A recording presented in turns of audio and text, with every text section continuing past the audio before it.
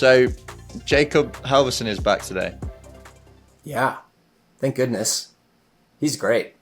Oh yeah. So when did we record with him?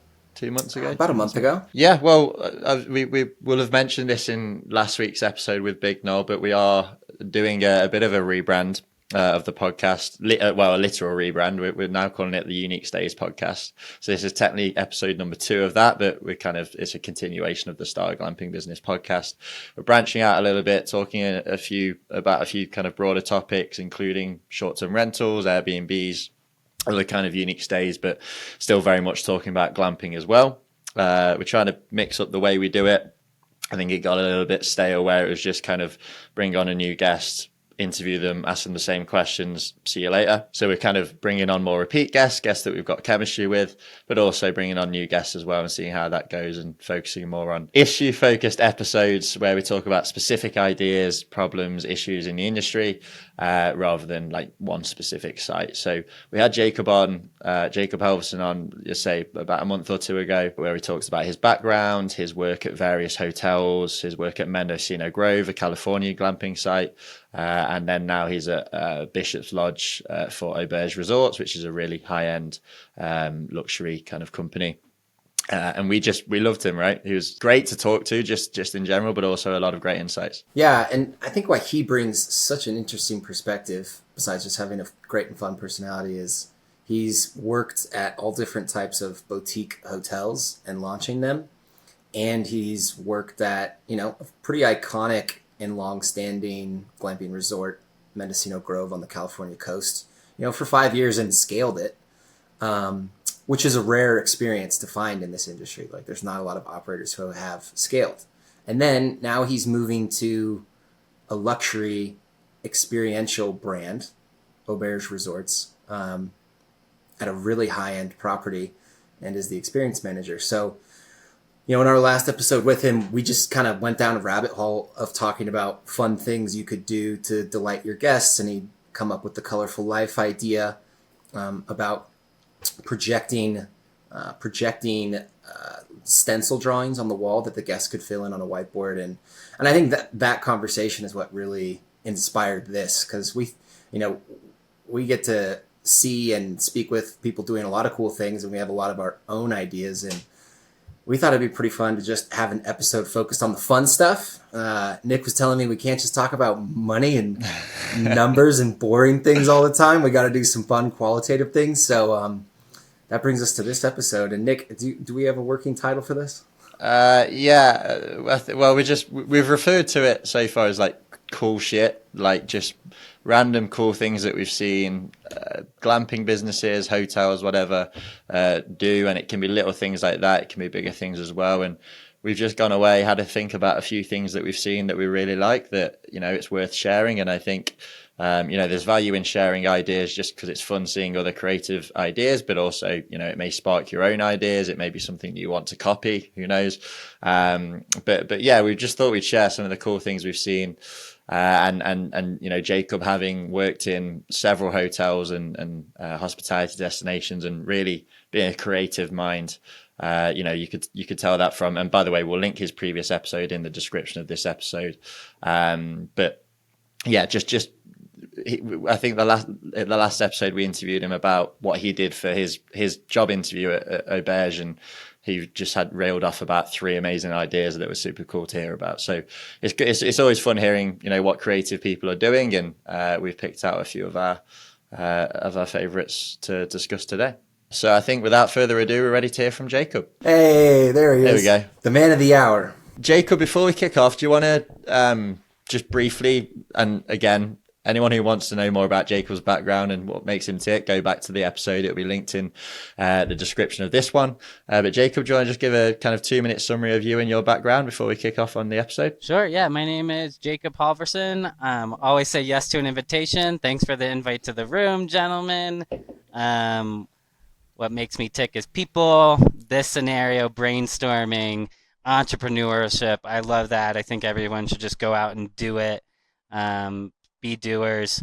I was a general manager of a hotel for the last 10 years, different hotels and openings, and now I'm taking a creative path, and I am currently the experience manager of Bishop's Lodge a part of Auberge Resorts Hotel Collection. Fantastic. And you're the operator in the weeds, and I think that's going to give a really valuable perspective today, whereas me and Connor are just the cheerleaders from the sidelines, but we've spotted some things that we really like. I'm sure you're going to bring stuff that you've actually done yourself or that you've kind of been involved with at your hotels, as well as things you've seen as well. So I'm really excited to kick things off. Again, we're just talking about cool shit we've seen in the industry or cool shit we thought about. So I'll kick off. The first thing that I want to bring to the table is a hotel called House of Gods in Edinburgh, and they have something called a Treat Me Like I'm Famous package.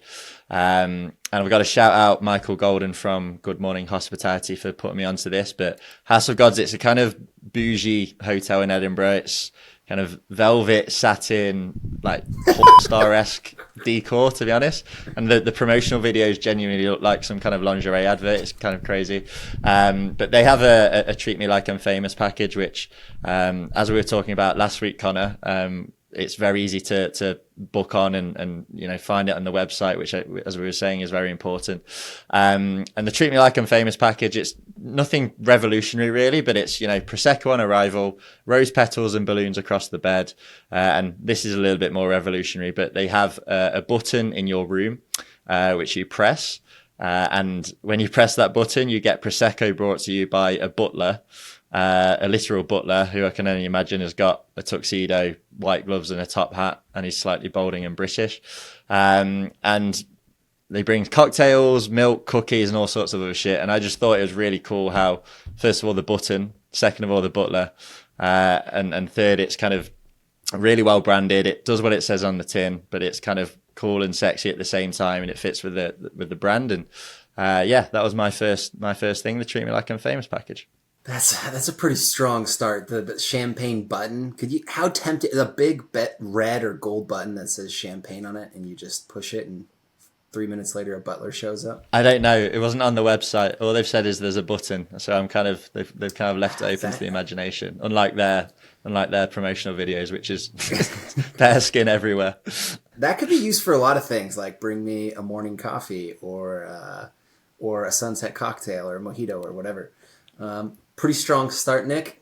I'm going to go with something a little more wholesome, and that is inspired by my trips up to Scandinavia and Finland, and that is a floating sauna. And I had the chance to experience this when I was staying at an Airbnb in the winter, actually, around the winter solstice. And it was, just such a stunning experience to be able to, be in the sauna, get hotter than hell. And then when you can't take it anymore, you got to jump outside into the freezing cold water, or in the summer, like nice, cool water. And I've never seen or heard of that in the US. And I think that would drive people nuts. And certainly give you a bit of notoriety and some stickiness in terms of, attracting people to the property simply to do that. So that's my number one. Yeah, they like kind of hot and cold experiences and sensory deprivation, all that. That's kind of all the rage at the minute, right? Yeah.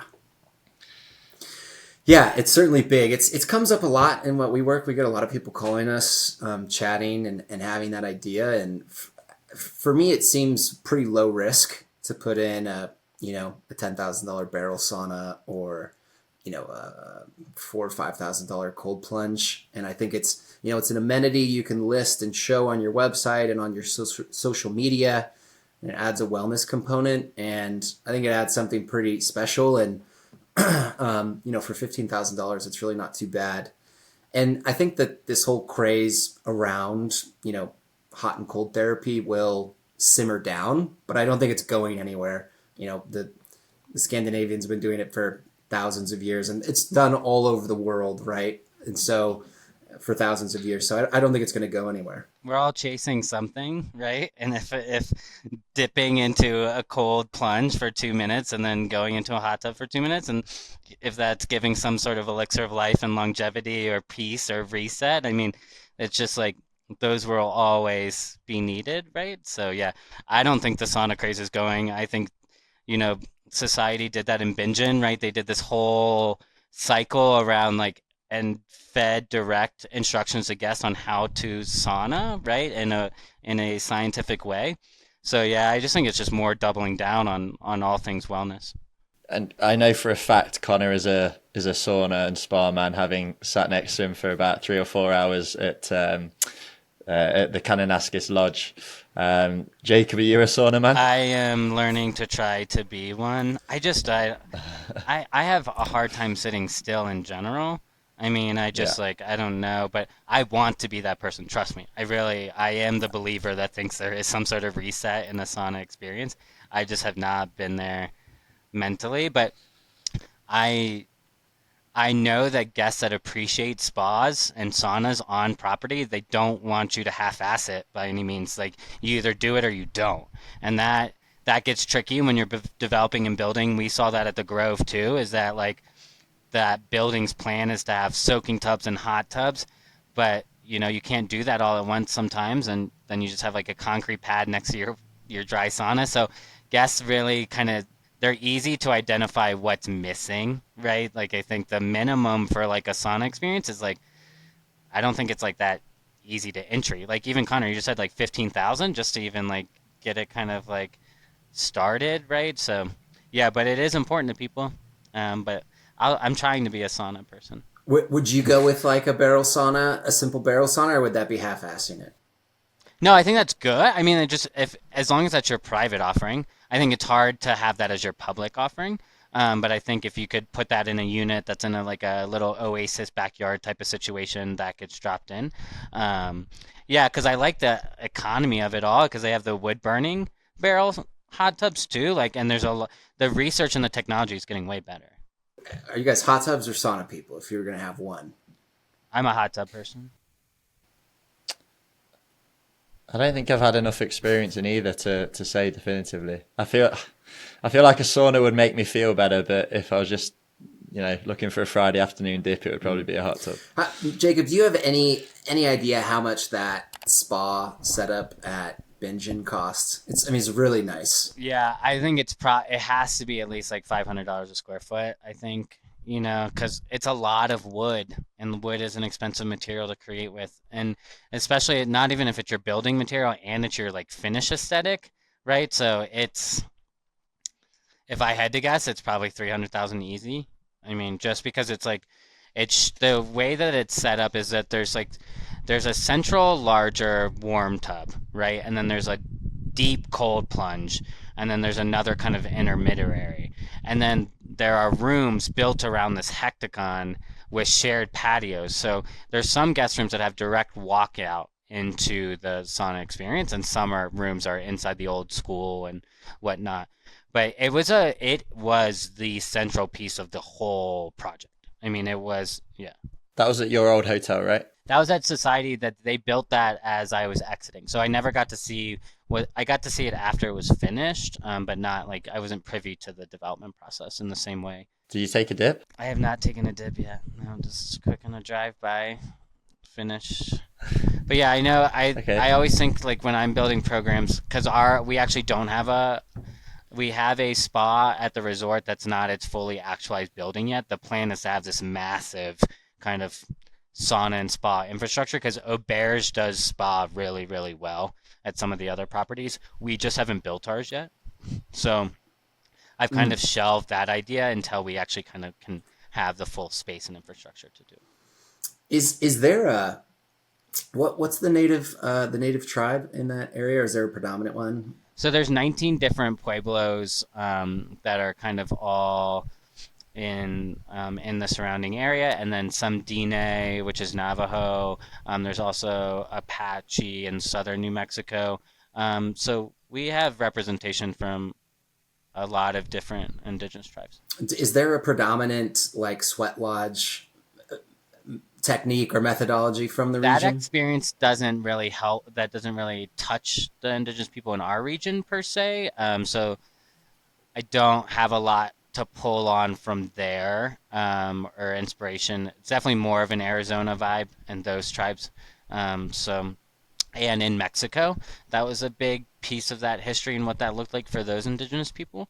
So, not a lot that I can draw on directly from the kind of soul of the place in Santa Fe. When I went to Oaxaca recently, there's a big thing in like southern and central Mexico called like a temazcal, which is basically like just a pizza oven for people, with a lot of. Sorry. What? It literally looks like a pizza oven. It's kind of like a Right. onion looking A shape. very short dome. Yeah. And what? It's a pleasant experience. I mean, I thought so. You go into this dark kind of concrete or like a stucco room, and then they heat it up with wood and rocks, and then they bring in like a bunch of spices like rosemary and thyme, and put the water on the rocks.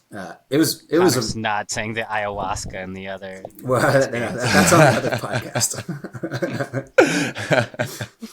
No, it's very important to some people for sure. And if you have the opportunity to do it at your property, I definitely think you should nod to it, and figure out what that looks like.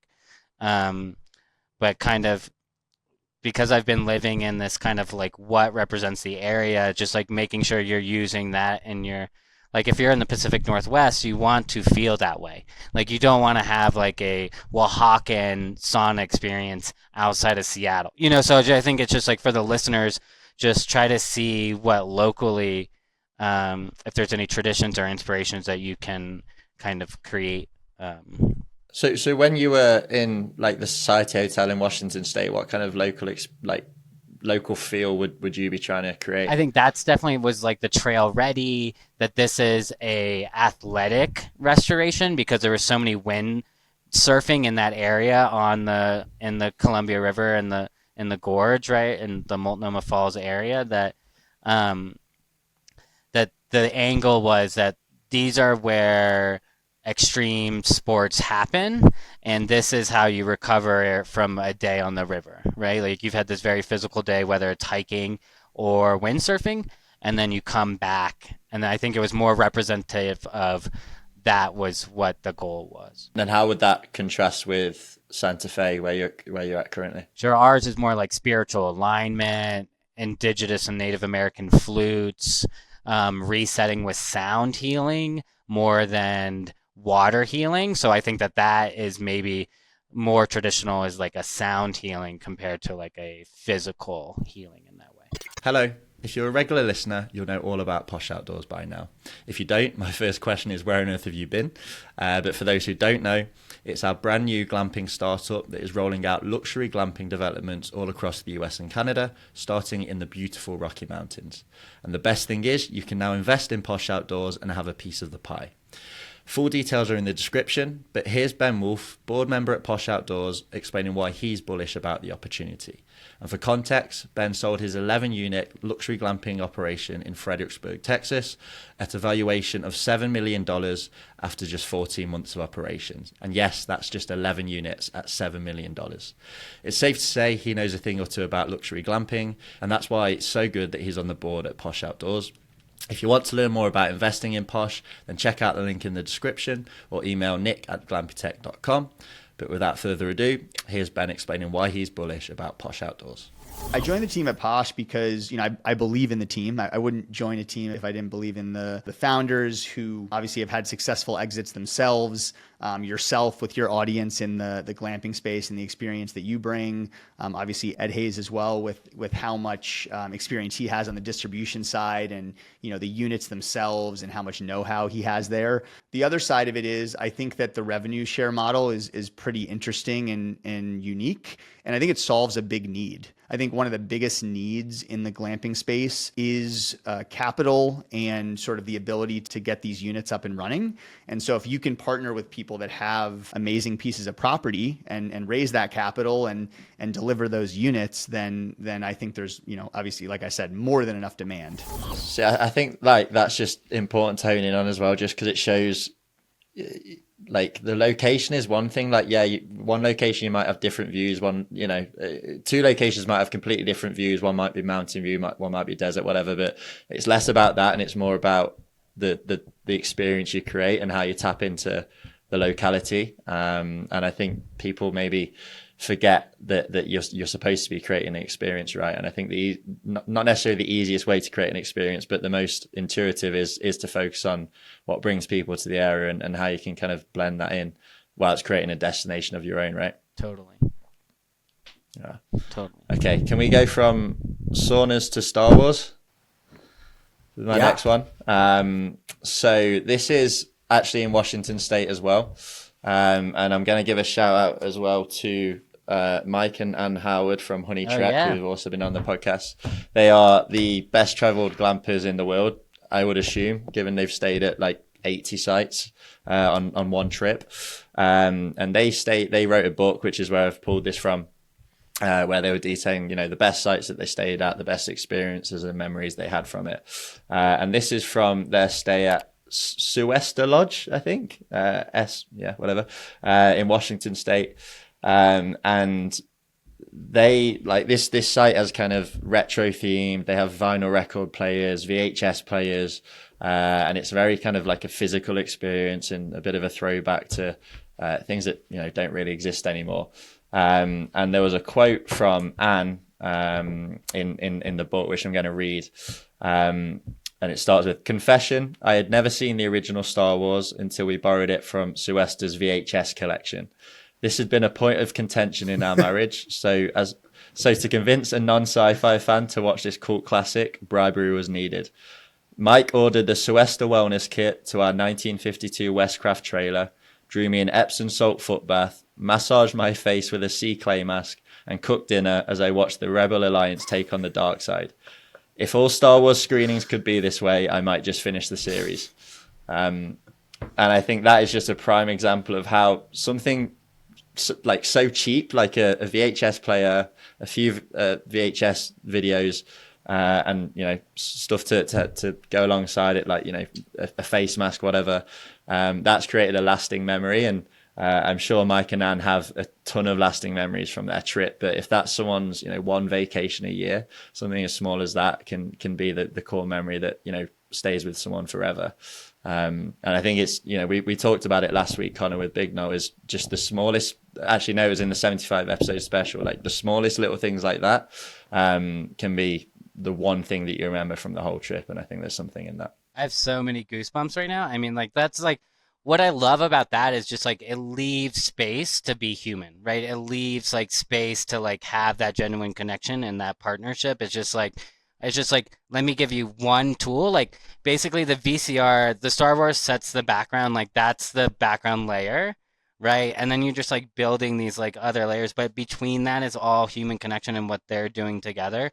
I mean, like, duh, that's like so simple, but no, I agree. It doesn't have to be expensive. It can be like it can be cheap and cheerful. Like that's okay, and yeah, I love every part of that because then you can like he got to be creative with it's great. But you're just like you're setting these little kind of suggestions, right? Like you should do this because then it can lead to this and then you're just like letting that personalization come from the guests themselves, right? I think in luxury especially, like we try to think like how we can personalize this like preemptively for somebody, where it's like, or can we just like in real time figure out their preferences or get that feedback after the stay and then apply to the next day.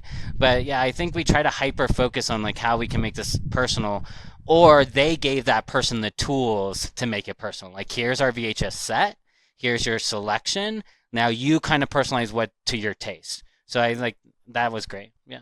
And it's what you said about leaving space is so true as well. Again, Big Noel Dutson, Open Sky, he has what he calls glamping golden hour, where all it is he just insists when the guests arrive, he thinks like that first kind of 4 or 5 hours with the sunset is the first memory that the guests will have of the stay, and it's so important that they're on site and they're enjoying it and they're present.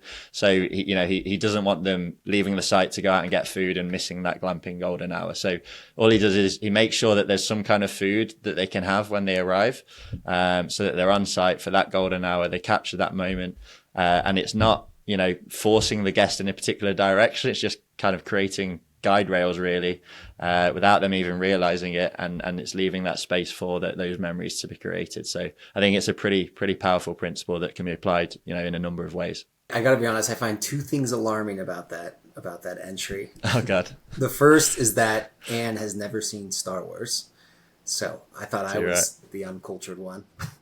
And the second is that now VHS is like the new vinyl. Like it's, I mean, I think it's probably a couple years away.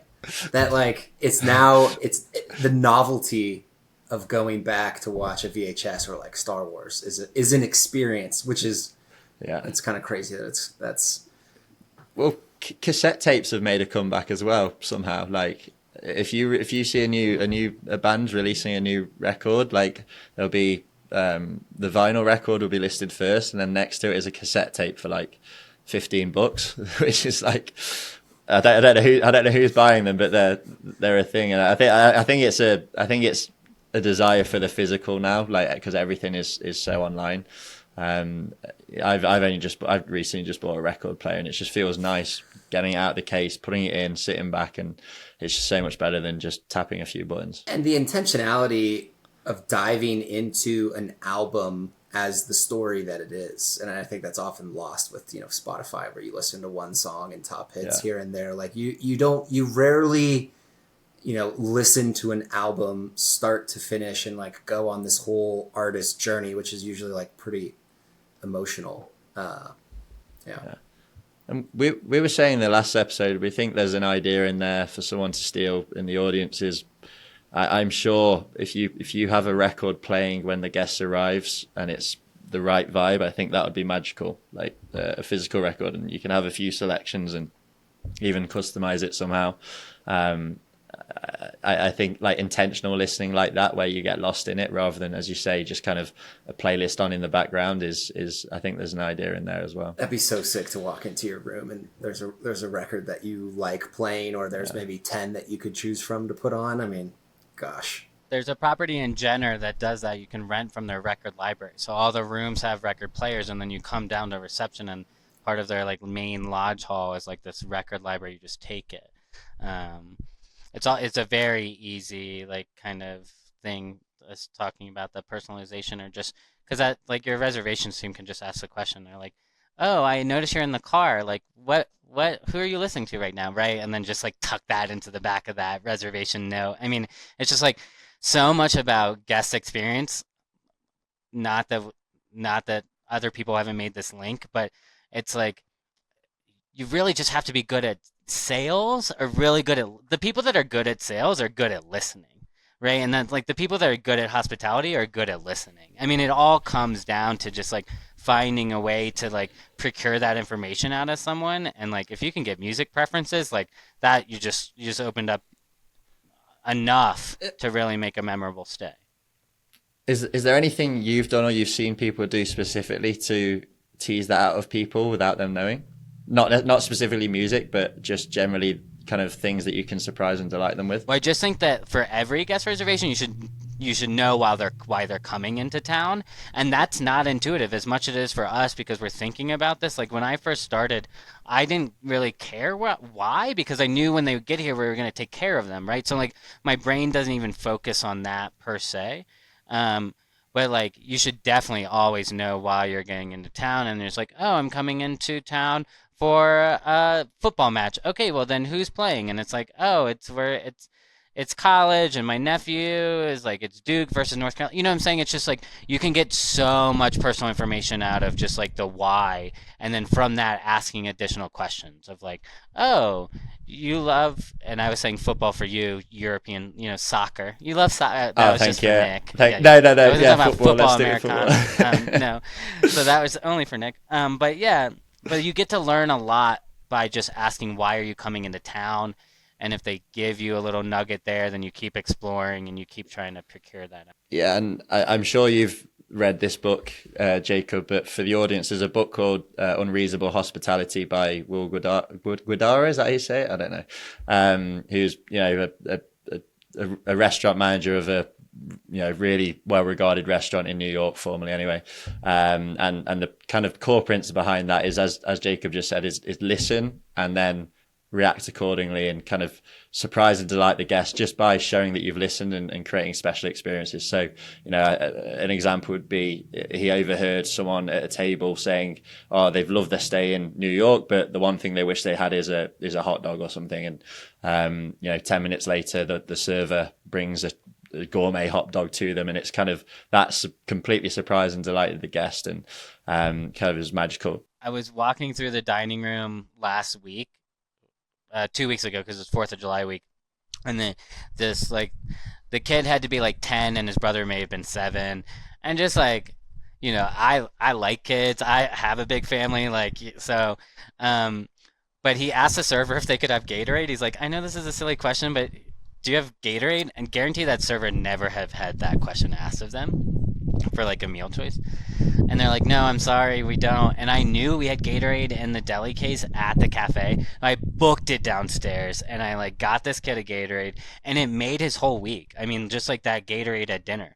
But I remember being like a young kid like that, where like simple things could like blow your mind. And the fact that we could procure a Gatorade for this kid at dinner was like, he'll probably like remember that all week. So that was super special. But that goes back to the listening. Like wherever you're walking, like if you hear something interesting, just stop and like take a beat. There is nothing so urgent, unless it's a guest emergency, where you can't like just take a second to remember that. And do you find surprising and delighting children like filters through to their parents when because they're the ones that are obviously making the decision as to whether they come back, No, it's right? all about the kids and the pets. I mean, I love people in general, but pets. it's just like, it's kids and dogs. Like, that's it. I mean, Yeah. if you can we're talking about like teenager amenities right now, because that's a really hard age group. Like, yeah, we have a pool, that's fine. Like, that can only entertain someone so long. So that's a really hard age at like 13 to 17 on how do you make that hospitality stay feel the soul of the place, and what does that amenity look like? Because it's really easy for young kids. It's really easy for adults for amenities. Booze goes a long way. Food goes a long way. The teenager spot is like the nut that I'm trying to crack next. Yeah. Any ideas on how you crack it? Not yet. I mean, we talked about it like being a hands-on maker type of experience, but I think it's hard because I have to think how it ties into like the Southwest and New Mexico. And that's where, sure, I can think of a lot of really cool pop culture, contemporary things for people to do, but it doesn't match the soul of the place. So that's the challenge with like our brand specifically. I feel like that's where there's most potential as well for that age range, because I've heard so many operators say, at the end of a guest stay, the guest has come up to them and said, you've repaired a marriage or something, or quite often it's, you've repaired the relationship with my child. And realistically, a 6-year-old isn't going to need their relationship repaired with their mum. But like a 14-year-old kid who, maybe spends too much time on their phone, and is disconnected from their parent, if you can surprise and delight that child, and particularly in nature, and help them kind of live life a little bit more, I feel like there's huge potential there. So maybe it's a worthwhile nut to crack. The teenagers love the archery experience at the lodge right now. Yeah. So it's like, even though it's not like a guest amenity, it is like something that is doing really, really well for that age group, because it's like pretty low key, no pressure, a little bit of competition. Like, competition's always it. Yeah, the only thing that was really coming to mind was like some sort of ropes course. I know I did. Did you see that delivery in high school? This is nice. Yeah, right.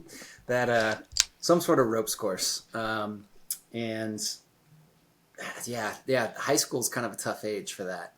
But I got an interesting one in terms of guests arriving on the property. Ooh. And what that could look like. So this kind of idea was something that I came up with when I was looking to launch a really kind of luxury experience. I wouldn't say, the tagline was luxury not for what you get, but for what you don't get. And it was for a property 90 minutes north of San Francisco, about 10 minutes from the coast, on a 400-acre farm on this like beautiful ridgeline.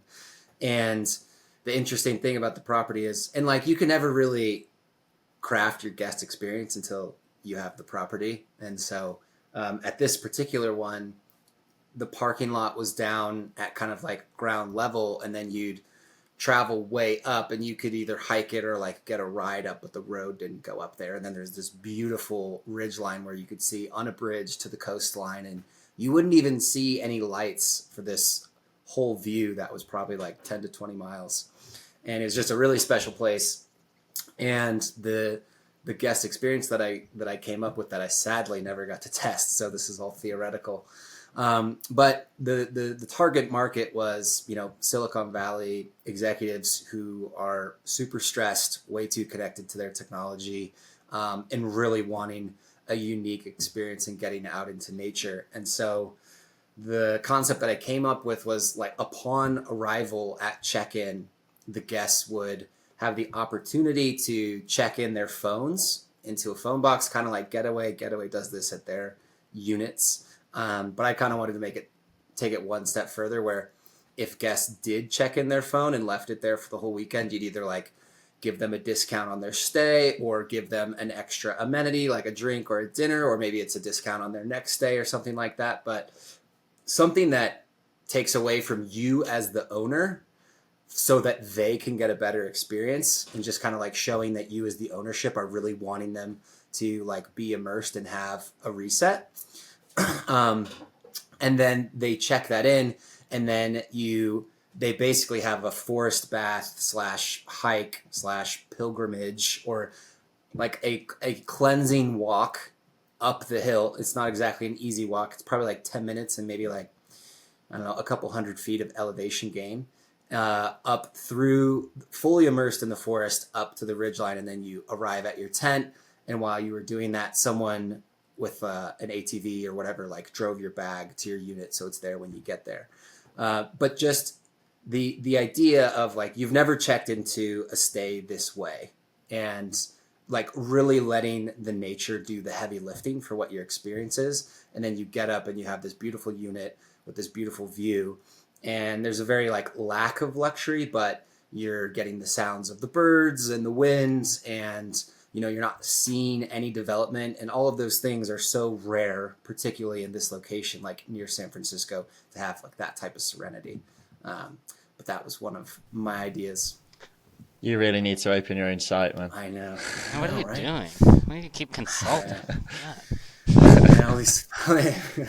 Stop advising. You guys do something already, Connor. Jeez. Well, I'd be curious to the guy who's actually, in operations, what your thoughts would be on that, and if you thought it was a good idea or crazy, like ridiculous. No, I'm always into like, just trust me, right? Like I really I'm into that start to an experience, right? And I think that's kind of what you're speaking of. It's just like, I'm gonna take this, like, trust me, and then do you see like that tree with the Y in it? Go left, right? But if you're feeling very daring, go right. And then it's just then that's when you add those little activations on that trail, so just like taking it up a little, like one level. But I'm always a proponent of like, I wish people had no plans, right? And just like, I am yours for 4 hours. And then it's just like, that's where things get really intimate and creative and cool and special. But I think anytime where you're attempting to earn the guest trust, like in that scenario where they put the phone in the box and then you just like send them down this dark path, like for me, that's like clicking into the flow state. So I'm into that. Like I'm always into the just come to this place at this time and we will take care of the rest. Connor, I'm intrigued by what you said, how you were going to be targeting like Silicon Valley executives. I presume you'd be open to people outside of that range, but it's interesting to think about how it might be possible to target a super niche market like that. And Jacob, I don't know whether you've had any experience. Well, good thing Connor didn't do that, because I would have monopolized my Mendocino Grove business, people, because they have to go another 90 minutes to get to Mendocino Grove from where Connor, I'm presuming, is talking about his location scout. So lucky for us that did not come into fruition, because we had no players in the space up until 3 years ago in our neck of the woods. But did you have a lot of Silicon Valley guys? We did, yeah. We had a lot of tech Mendocino? bros. I mean, even on retreat, and tech gals and sisters, and whatever you want to talk about it. We had all the tech fam. Lot of Palo Alto, San Francisco. But on the same concept, it's like I want to disconnect, but also in the same token, where's the Wi-Fi? So it's just like this like big mix. So like the Grove, we put Wi-Fi only in the common spaces, even though every guest would have loved to have it in their tent. That's just like non-negotiable to me. I was like, that's not it. Like that's not why you're here. You're stretching. You're like, you can do it next to our new coffee shop, and that's where the Wi-Fi is. So please buy a latte and enjoy the Wi-Fi. So it's just like that was a huge market for us. Huge. I totally agree on that stance of Wi-Fi in the common area. If you're trying to do a real glamping experience in nature and you're really trying to give guests that experience in nature, like just have it in the common areas. It's like, hey, if it's an emergency and you need to communicate with someone or you need to wrap something up, it's available, but like you're not going to be getting notifications in your tent. It's tricky, isn't it? Because it takes a bit of bravery to take that stand and say, no, you're not going to have Wi-Fi. It's at least in your tent, like, because people won't like people. There will be people who will not stay at your site because of that. But that's also marketing and any guest experience. It goes back right? to like, is the toilet glamping? Like I'm like I don't know. I mean, Connor, we've talked about this before. Nick is just like, I don't know anymore. I don't know if it is. I think it might be something different. But that's an example of like meeting the guest needs, right? Like we were getting that request for units with on-site bathrooms, more for like folks that were like, couldn't get up in the middle of the night or were a little bit older who just needed resources closer, and didn't fancy wrestling a bear in the middle of the night.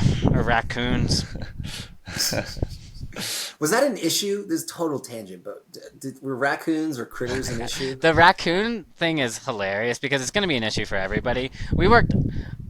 I lost so many like hours of my life thinking about raccoons. It's just like I just don't get it. I just like now looking back on it, it's just like how many meetings have we had about raccoons? Honestly, it wasn't bad because for our guests we were saying this will happen to you unless you use the food box, right? Like, so it's just like, and then when guests report back, like, I had a raccoon visit my tent, I'd be like, and they're like, well, we forgot about this. I'm like, come on, I'm the one who told you at check-in, like, this is going to happen to you. I was being full, and when you kind of make it like this thing, it's like this educational moment about like, you're in the outdoors. If you're like camping and not glamping, you'd have to be really smart with your food. So yeah, the raccoon thing definitely happened for sure, but we did everything we could. Hi friends, this is your host, Connor Schwab at Sage Outdoor Advisory. If you're launching an outdoor hospitality project like glamping, we can help. We offer feasibility studies and appraisals. What that means is we look at your specific market and proposed business offering and complete an in-depth analysis and financial projections to make sure that your planned business will be profitable. Getting a second opinion on your proposal and forecasted financials is critical to understand before you spend years of your time and hundreds of thousands of dollars. This is particularly important if you are looking to raise money for your project from a bank or private investors. They are going to want to see this type of in-depth analysis from an independent third-party specialist in the industry. We have completed over 250 feasibility studies and appraisals in outdoor hospitality in the US in the last 4 years. So we understand what it takes to bring a project from concept to reality. If this sounds like it could be helpful to you, you can go to our website, sageoutdooradvisory.com, and you can schedule a complimentary consultation with our team. Thanks. Now back to the show. The best strategy I've seen for dealing with on the surface kind of bad things, like most people, if you ask them, do you want to stare down a raccoon? They say no. Or do you want to be in the middle of a thunderstorm? They'd say no.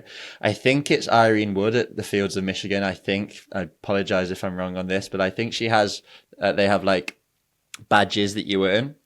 So if you're staying at their site and you survive a thunderstorm or you survive a critter getting in your tent, you get a specific badge, and you build up this patch of badges, almost like like you're in the Scouts. And one, it's kind of a way of fronting up to the shit that does come with glamping.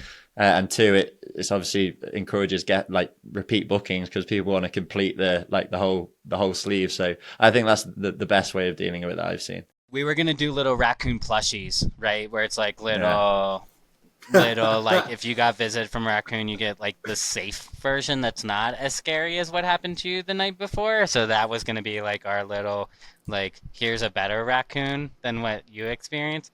But I'm a proponent of the badge thing. I think it's brilliant. I honestly think people should just walk around with like a red, yellow, and green like pin. Just in general, society would be way less aggressive. And if it's just like on red, you just don't talk to that person that day. You know, it's just like you only can talk to yellow and green. I just think it's just like nonverbal cues are helpful. So yeah, I'm into the forward thinking of that badge and honor system. I've just moved from an apartment block, and there was a guy who used to sit in the lobby every single evening and try and stop everyone that walked past them. And I don't like talking to random people, so I wish I had the red badge every night. I like the badges, and I'm not a fan of raccoons. Don't like those critters. My first time solo camping, one literally scratched into my tent to get some food that I left in there. So that was me being an idiot. But yeah. Well, I'm planning a solo camping trip in the next few weeks, so thanks for that, Connor. And good, yeah. Don't keep food in your tent. Did I tell you that I stayed at a glamping site in Arizona, of all places, and we found out that a month after me and my teammate Luke stayed there, a bear shredded into the tent, and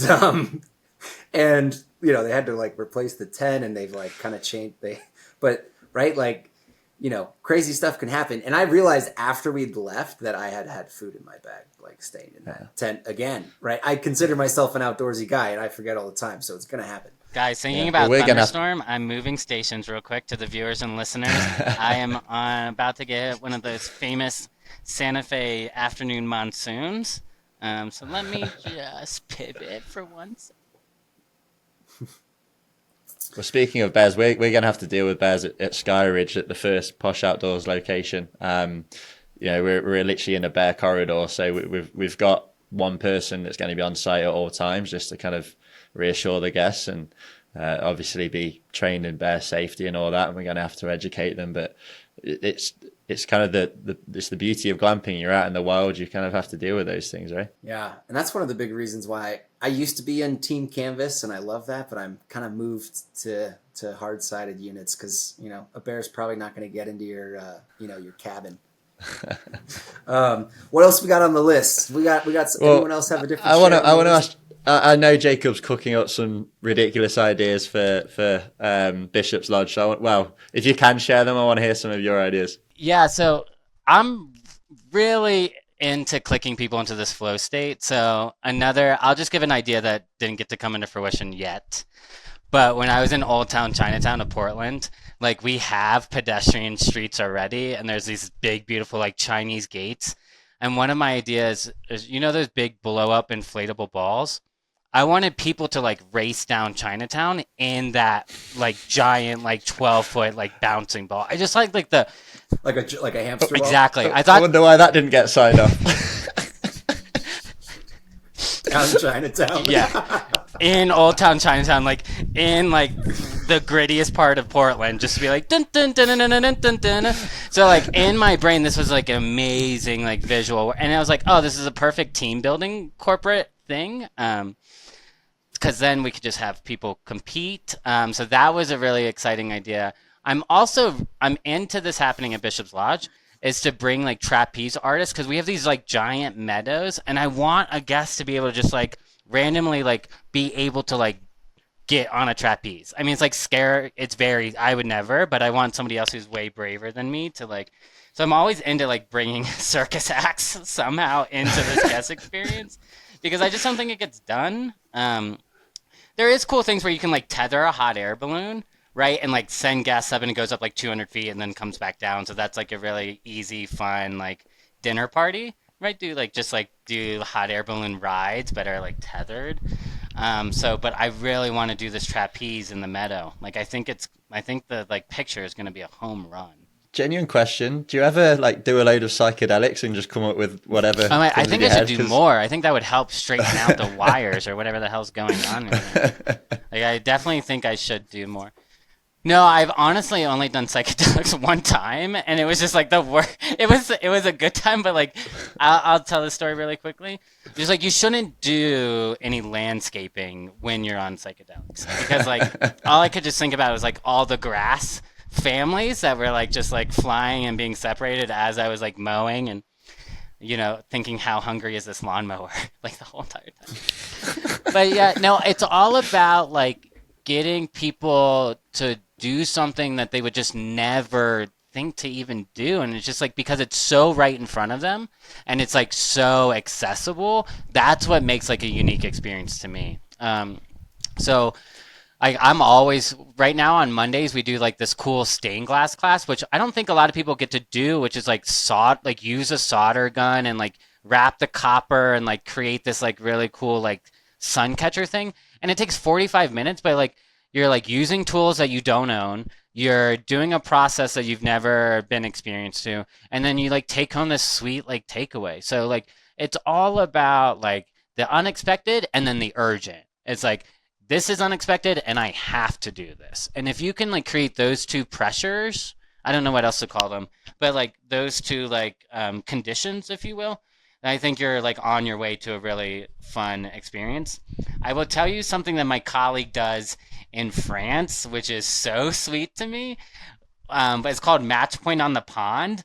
They have a floating tennis court on their pond at this French estate, and I'm like, cool. Like you can do it on a like resort in Dubai on the roof, or you can be at this like French country estate and like have a tennis instructor like join you on this floating pond.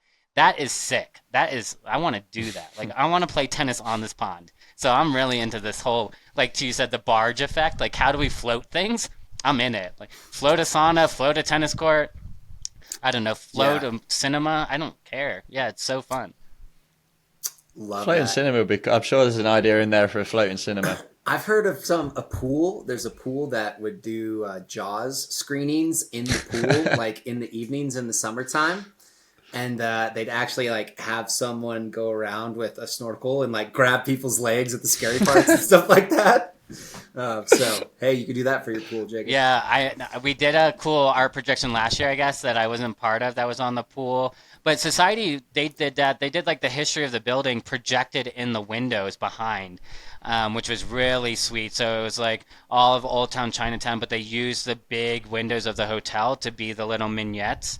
And that was like awesome. And then they played like old kind of timey, like what it sounded like on the street. And yeah, that was like a whole art kind of, but the Society Hotel was the medium, if you will.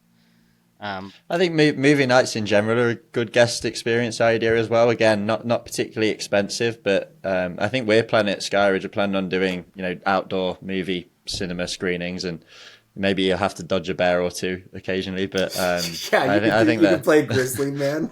Oh God.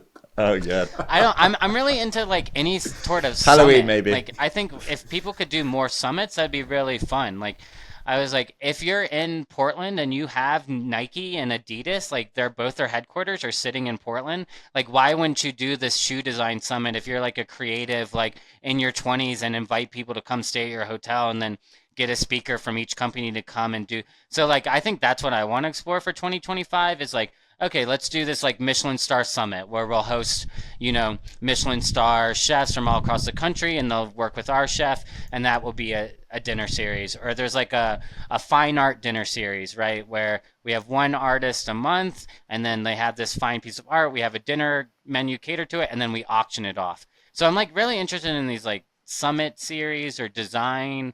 It's nice once you get your flow to kind of like keep adding onto the programming. Yeah, and they're essentially just like a lot of glamping sites, for example, will host events, but what you're saying there, it's like events on steroids, right? It's taking it one step further, and it's like, I had it lined up today. One of the cool things I've seen was, and we've had him on the podcast, Blake Smith at Walden Retreats, partnered with Matthew McConaughey's whiskey brand. Is it whiskey? Yeah, whiskey brand.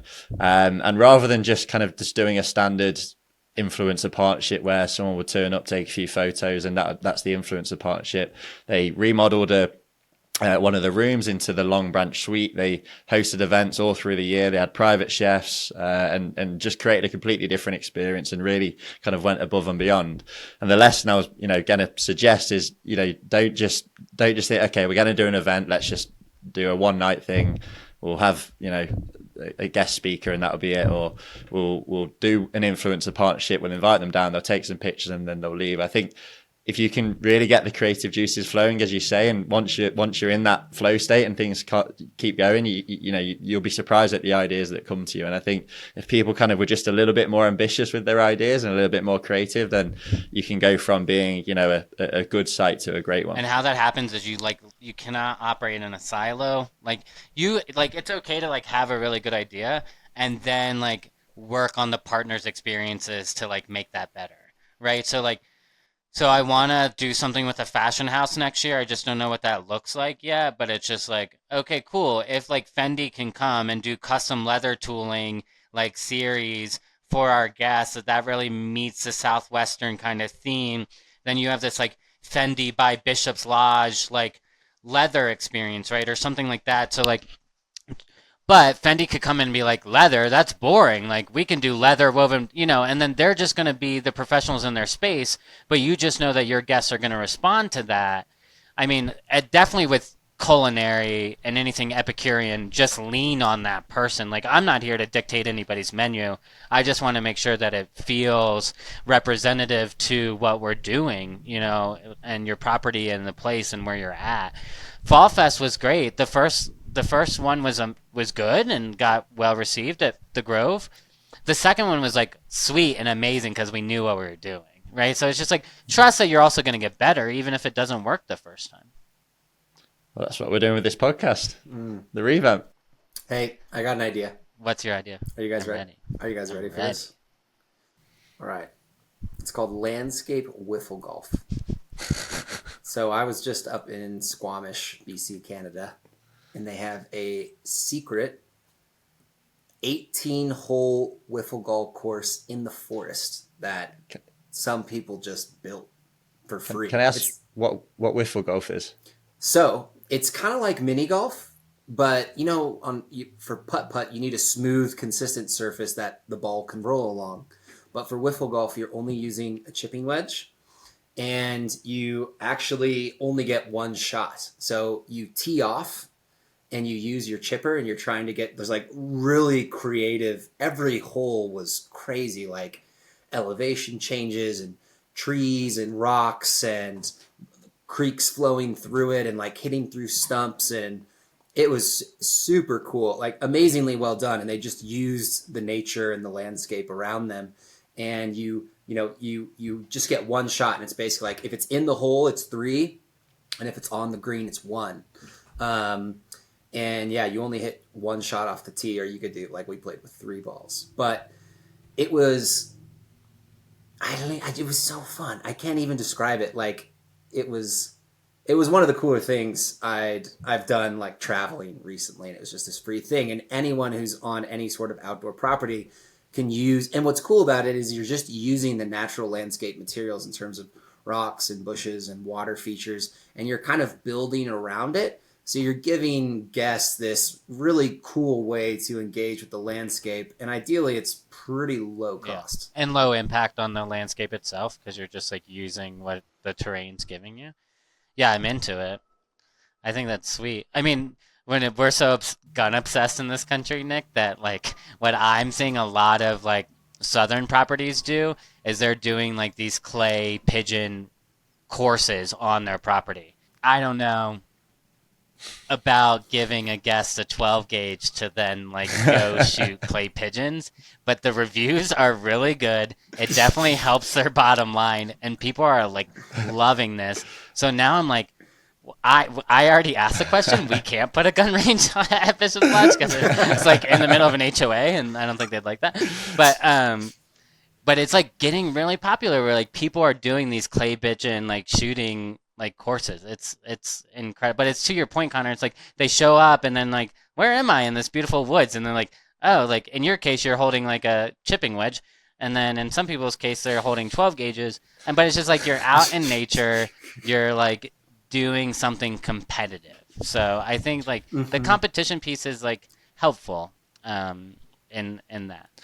And it's just different as well. I think you said earlier, Jacob, people aren't creative about what things that they can, hobbies that they can pick up. A lot of people will work 9 to 5, maybe look after their family, go back and sit down and watch TV, and like they don't do hobbies at home, let alone, you know, when they go out and go to these glamping sites, they wouldn't even dream of doing what have you called skittle golf. So I forgot the name already. Golf. Like, yeah, it's just taking them Wiffle outside. golf, Then whatever. Yeah. Oh, it's, go ahead. Sorry. no, I was just gonna say it's the novelty, and I think that creates lasting memories. I don't think I explained that critical piece of the game, and that is it's not a golf ball, it's a golf ball sized wiffle ball. So I don't know if that was clear, but it's plastic, it's hollow, and it has holes in it, so it makes it a little I don't know what a approachable. wiffle ball is either. All right, well, you know what? I'll Google Well, it. you could do that. You could do the same listeners can concept, Google it. Connor, with lawn darts, right? Like you can make this really sweet lawn dart course and then score it like golfing, and it's low cost, and it's the same concept. It's getting people out in nature. It's active, and then you're just chucking lawn darts at. It's like playing frisbee golf with lawn darts in some sort of way. You could suspend the targets. You can put them on the ground. I mean, yeah. Anytime I really wanted an outdoor gym at Mendocino Grove, where it was like straight Eastern European, like Slavic, like boom, boom, boom. Like I thought that'd be so fun for like our techies that are so used to like. The tech bros though, They would love it. I mean, it's so novel. And Yeah, just, they'd like, love themselves. oh, people are blowing up on TikTok for like lifting cement weights. I'm like, great, you I was- casted concrete. You're doing it, friends. But I mean, like people love that old barbaric kind of like gym setup, and Mendocino Grove would have been perfect. We had this like little like unused wood space that would have been great for that. But yeah, it is a novelty, Nick. It's like, well, I would never do this at my house. I would never design a room this way. I would never do this hobby. I would never. But then you like kind of introduce them to the idea, and then you like, oh, and especially if you can become the only spot that does that, right? That's what everyone's chasing. This is the only property in the country that does X, right? I don't think that has to be it. I think you just have to do what everyone else is doing better and more whole. Let's see. Anybody else have a crazy thing that they want to get accomplished? I got one more. I was like, you can make mobile ice skate rinks. Like, you can bring that to the desert. Did you know that? Like, it's all out there. I mean, none of this is new, but like, if you have a desert property, you can put in an ice skate rink. Like, we looked at it. How do you find stuff like this that exists? Like, how does one become aware that you can have a mobile If ice someone rink in the says desert? it's not possible to you, like if you have an idea and be like, that does not exist, just Google it, because then it does, and then it's just about getting the budget to make it happen. I mean, I think we're so Okay, quick but to say no. Where did the idea come from? Where you're like, okay, could you get an ice rink in That the one desert? I think Like, came from the GM, which was like, hey, is it possible Right. for holiday season to like get an ice okay. skate? And then it's like, oh, we want a ski gondola. So then I like look, ski gondolas for sale, and there's like shop ski gondolas, a price dining, and I was like, what the hell? It's already here. Everything is here.